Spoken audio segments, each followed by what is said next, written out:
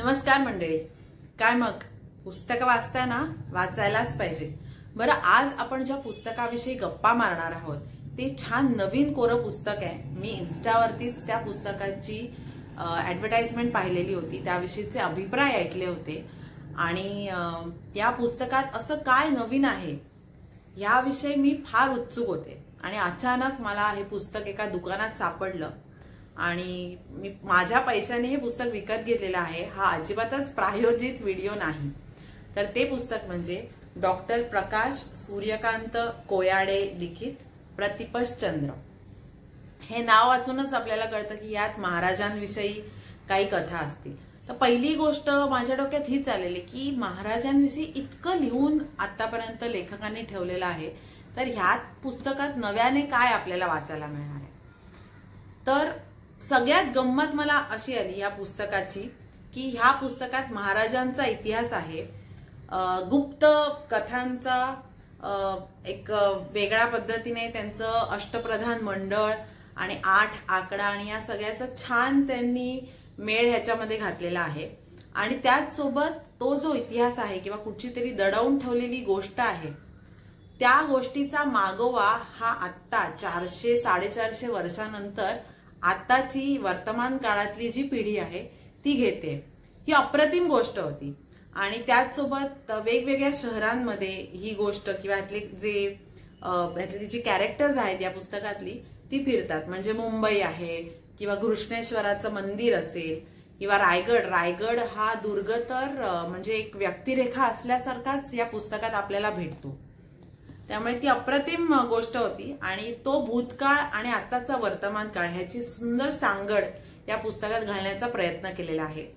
अच्छा, हे पुस्तक जेव्हा आपण वाचतो तेव्हा आपल्याला डॅन ब्राउन लिखित दा विन्सी कोड या पुस्तकाची प्रचंड आठवण येते. अर्थातच रॉबर्ट लँगडन ही व्यक्तिरेखा आणि त्याविषयीची पुस्तकं जर तुम्ही वाचली असतील तर त्या पुस्तकांमध्ये ज्या पद्धतीने एक कोडं आणि त्या कोड्याचा मागोवा घेत ते उलगडत सत्यापर्यंत पोहोचणं ह्याचा जो प्रवास आहे, अप्रतिम प्रवास आहे, त्याच पद्धतीची लेखन शैली या पुस्तकामध्ये आहे.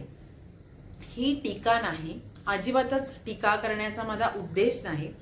कारण रॉबर्ट लँगडन किंवा डॅन ब्राउनची जी लेखन शैली आहे ती मला प्रचंड आवडते.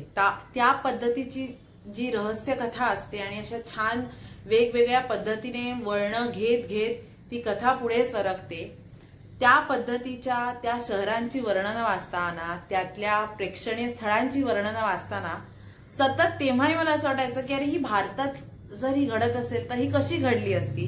आणि हे पुस्तक वाचताना मला नेमकं तीच गंमत आली की अरे ती जी कथा होती ती पॅरिसमध्ये घडते, लंडनमध्ये घडते किंवा इटलीमध्ये घडते, पण ही जी कथा आहे प्रतिपश्चंद्र मधल्या ज्या कथा आहेत ती आपल्या भारतात घडते. महाराष्ट्रात आपल्याला ठाऊक असलेल्या शहरांमधून हा प्रवास होतोय. त्यामुळे तो एक वेगळा अनुभव असतो की जो रहस्य कथेचा प्रकार आपल्याला आवडतोय तो आपल्याला आपल्या भाषेत वाचता येणं यासारखा आनंद मला वाटतं शब्दात तुम्ही व्यक्तच करू शकत नाही.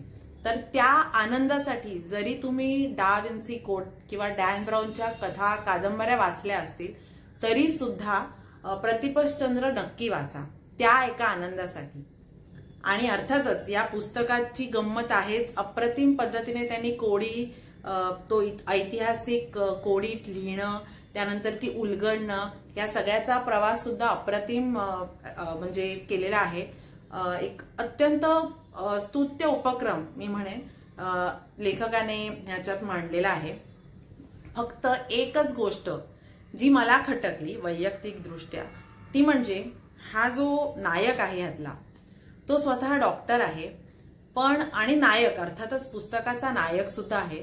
त्यामुळे मग दारू किंवा सिगरेट याविषयीचं जे भाष्य आहे किंवा एकंदरच तो मग सिगरेट ओढत विचार करतोय आणि मग त्याला काहीतरी सुचतंय, ह्या सगळ्या ज्या गोष्टी आहेत, जे सतत दारू आणि सिगरेट याविषयीच्या ज्या गोष्टी आहेत आणि नायकांनी ती करणं ही मला माझ्या बाळबोध मनाला अजिबातच आवडत नाही.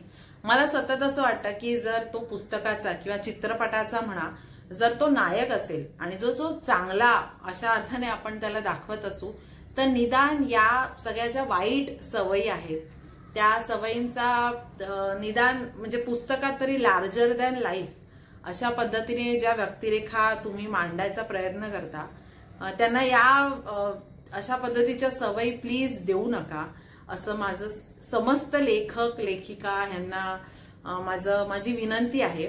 या पुस्तकाच्या निमित्ताने मी करते. अर्थातच हे माझं वैयक्तिक मत आहे, पण ती एक गोष्ट सोडली तर मला वाटतं ही कादंबरी तुम्ही नक्की वाचा. जर वाचली असेल तर तुमचं मत मला कमेंटमध्ये नक्की सांगा. जर वाचली नसेल तर नक्की वाचा. आणि पुस्तकाविषयी गप्पा मारायला आणि त्याविषयी चर्चा करायला जर तुम्हाला आवडत असतील तर पुस्तक कट्ट्याला सबस्क्राईब करा आणि इन्स्टावरती सुद्धा आम्हाला फॉलो करा.